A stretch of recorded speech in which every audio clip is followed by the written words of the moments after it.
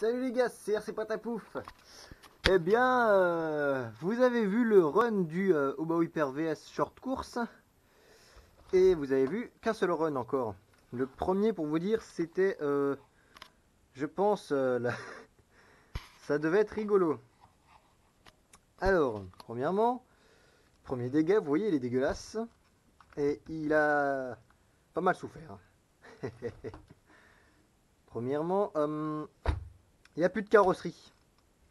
Elle est où? Elle est restée à la poubelle sur le côté du terrain en fait. Du coup, bah, j'ai plus de carrosserie. Parce qu'en fait, pour vous dire vraiment, c'est à 10 euros. Je m'attendais pas à des folies non plus, mais vraiment, tu te retournais comme ça. La carrosserie, elle était fendue. Donc, bah, j'ai fait 2 runs avec carrosserie et puis c'est tout. J'ai pas fait plus. Je pense pas qu'il aurait pu résister à plus. Mais il y a autre chose qui a souffert. Déjà, la tourelle arrière. Regardez. À la base, que je vous montre avec un réglet. La tourelle est censée se prolonger comme ça. Vous voyez, là c'est le prolongement de la tourelle. C'est un peu tordu, trouvez pas? Hein? L'avantage de ces plots, c'est qu'ils sont super souples.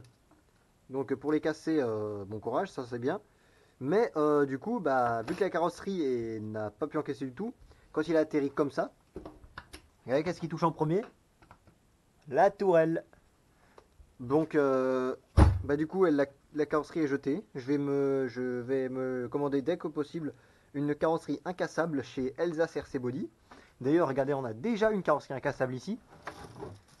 D'ailleurs, regardez, on a aussi reçu le châssis fraisé pour le Hyper VS de Monsieur Florian Durandin. Regardez-moi ça. Bon, évidemment, ça se voit pas. Regardez-moi ce look. Regardez-moi ça, sérieusement. L'avant du short course serpent et l'arrière, on dirait un peu l'arrière de l'Ozzy 5T.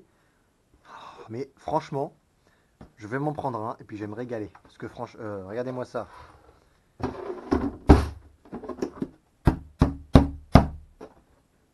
Voilà, c'est du solide. Là, on est à au moins 3 mm de matériau sur les parties épaisses. Donc autant vous dire que je vais en acheter une deuxième, dès que je le peux. Je rachète une deuxième, je la fous là-dessus. Et puis, puis il va rouler parce que le comportement est juste génial. Et les bruits que ça fait quand ça tombe. Et par contre, ça pèse son poids aussi. Le comportement est juste génial. La voiture se lève à l'accélération, se penche dans les virages. Vous voyez, c'est vraiment super souple. Enfin, même un peu trop. C'est ça le souci en fait. C'est un peu trop souple. Aussi, regardez comment ça navigue sérieusement. Bon, l'inconvénient aussi d'une carrosserie qui était en fait assez étroite, à la base c'est prévu pour un slash et les slash sont plus étroits, c'est que bah, les pneus allaient manger la carrosserie. Et du coup, bon déjà j'ai le roulement qui...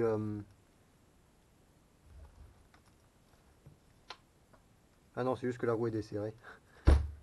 Du coup en fait, regardez, je sais pas si on va voir là, les crampons sont totalement... Regardez. Par rapport à l'intérieur du pneu et à l'extérieur du pneu, à l'intérieur du pneu, les crampons ont une forme un peu ronde comme ça.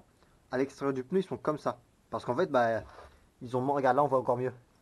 Ils ont mangé la carrosserie. Ils ont mangé la carrosserie. Il y a cette batterie de caméra qui commence à faire chier. Bon, j'ai les roulements qui sont fatigués aussi. Hein.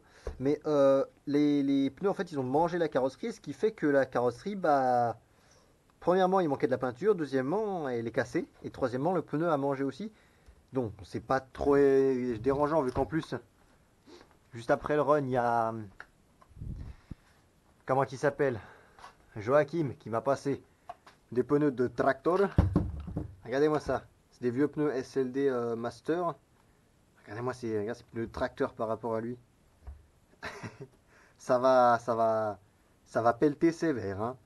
Là, Jack il pelletait beaucoup. Là, les crampons c'est encore plus gros.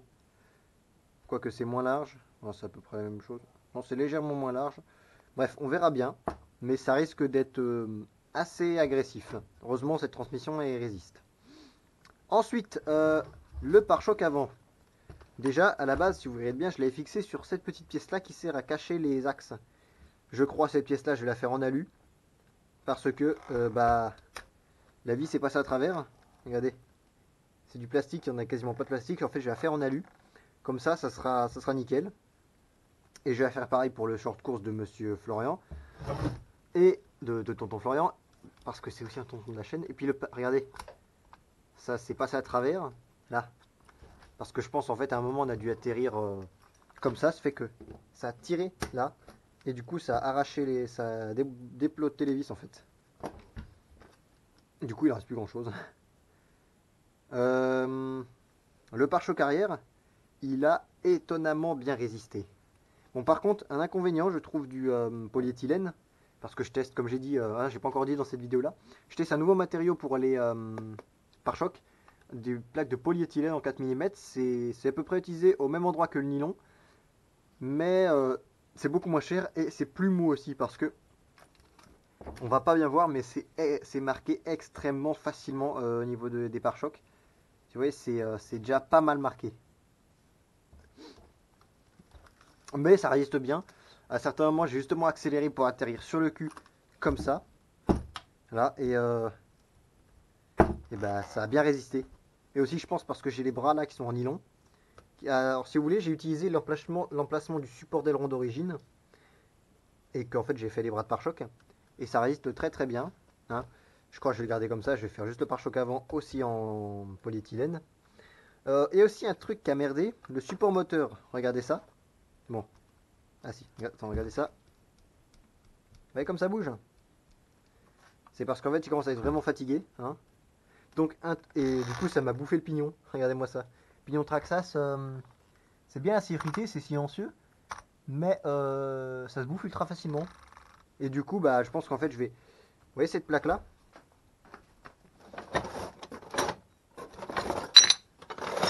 J'ai des plaques d'alu super épaisses là. Ouais, c'est à peu près. C'est un peu moins épais que ça. Ouais, bah, je pense que je vais utiliser cette plaque-là. Qui est quand même. C'est du. C'est du 11 mm d'épaisseur. Non. Si, c'est du 11 mm d'épaisseur. Et je vais refaire le support moteur. Hein. Et je vais faire une construction plus traditionnelle. Parce que regardez là, c'est un chariot en fait. Et le chariot, bah, il prend du jeu avec le temps. Surtout avec un gros moteur en 40-82. 42-82, donc c'est un moteur très très lourd. Je vais fabriquer mon propre support là-dedans. Et puis ça n'a pas bougé. Puis j'en profiter pour faire quelques modifs. Euh, la tourelle avant a souffert aussi. Je crois que je vais être bon pour tout refaire. Tout refaire. Tout refaire, tout refaire. Bon bah ça c'est, je pense que c'est un des inconvénients d'avoir roulé sans carrosserie incassable. Et je pense que quand j'aurai la carrosserie incassable, ça va me servir beaucoup à éviter beaucoup de chocs en fait. Vu que là les supports sont super souples, ils vont bien encaisser. Là pareil. Et les tourelles vont moins manger vu que ça va déjà servir de pare-choc latéral et sur le côté, enfin sur le dessus. Donc voilà. Que dire de plus? J'ai certains roulements qui commencent à fatiguer, je crois aussi. Mais de manière générale, je suis impressionné par ce qu'il a pris et que ça soit seulement la carrosserie qui est mangée et le pare-choc avant. Mais je pense que les short courses c'est fait comme ça aussi. L'intérieur est très très protégé. Regardez les triangles, franchement, je pense que si c'était un Hyper VS normal, les triangles auraient pété. Mais aussi un des inconvénients des short courses, je pense, pour moi, de mon avis, c'est que vu qu'il n'y a pas d'aileron, eh bien, quand tu sautes, l'avant il décolle avant l'arrière. Du coup, il commence à tomber plus rapidement. Et vu qu'il n'y a pas d'aileron pour appuyer comme ça, et ben la voiture tombe, atterrit sur le toit. Et là, tu l'as dans l'os parce que tu n'as, avec ces roues-là, les roues de buggy, tu n'as aucun moyen d'avoir assez d'inertie pour rétablir l'assiette. Et ça, bah, c'est mortel. Hein. C'est mortel parce que bah, tu te craches lamentablement. Mais ça, c'est qu'un détail. Donc, j'ai pas mal de révisions à faire. Dès que j'ai assez, je commande de la carrosserie. Et en plus, j'ai reçu récemment une imprimante 3D. Enfin, non, j'ai commandé récemment une imprimante 3D que je vais recevoir d'ici peu. Hein. Et puis, du coup, ça me serait très utile si je veux faire des protos de pièces en PLA pour après les reproduire en alu ou autre. Et ainsi, avoir des pièces beaucoup plus précises, on va dire. Mais là, c'est quand même déjà bien précis. Et c'est surtout relativement puissant et lourd. Parce que pour vous dire, la machine arrive à 4,7 kg. 4,7 kg. Un slash, ça fait 3,5 kg à peu près. Donc tu m'étonnes que la carrosserie, elle n'ait pas résisté longtemps. Avec ces pneus-là, franchement, je crois que ça va pelleter très très fort. Je sais pas pourquoi il y en a un qui est plus mou que les autres. Peut-être parce que c'est un peu des pneus un peu vieux. Et commence à craqueler. Bref, c'est des pneus qui m'a passé parce qu'il les a récupérés. On va les rouler un petit peu, puis histoire de s'amuser. Donc, je crois j'ai dit à peu près tout ce qu'il fallait parce que j'ai pas tant de choses à dire dessus. C'est tout cassé, c'est tout dégueu, mais je me suis bien amusé. Le châssis aussi, bah, il n'est pas encore parfaitement droit.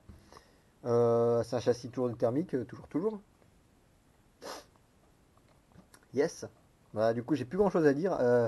J'espère que cette vidéo vous aura plu. Sur ce, n'hésitez pas à vous abonner, un petit commentaire, tout ça. Portez-vous bien, roulez bien. Parce que là, on n'est plus confiné, donc vous pouvez rouler autant que vous voulez. Ah oui aussi, il faudra que j'achète les amortisseurs options. Parce que et les ressorts options, parce que là, on était comme ça en fait. Avec les batteries carrosserie lourde, on était comme ça. Vous voyez. Et alors qu'on est taré au maximum. Donc je crois que je vais me prendre des ressorts orange pour être un peu plus haut quand même. Parce que c'est bien de descendre, mais à ce train-là, tu m'étonnes que le pare-choc qui va s'user rapidement. Regardez. Et la machine est dégueulasse. Oui, la machine est dégueulasse. Je vous fais une vidéo après, juste après avoir roulé en fait. J'ai roulé hier, la machine. Là, je tourne la vidéo lundi. La machine a à peine eu le temps de sécher. Mais ce que je vais faire, je vais tout démonter, tout nettoyer. Parce que bah, j'ai toutes les pièces à refaire, donc je vais tout démonter et tout refaire. Donc, puis allez, salut, ciao les mecs.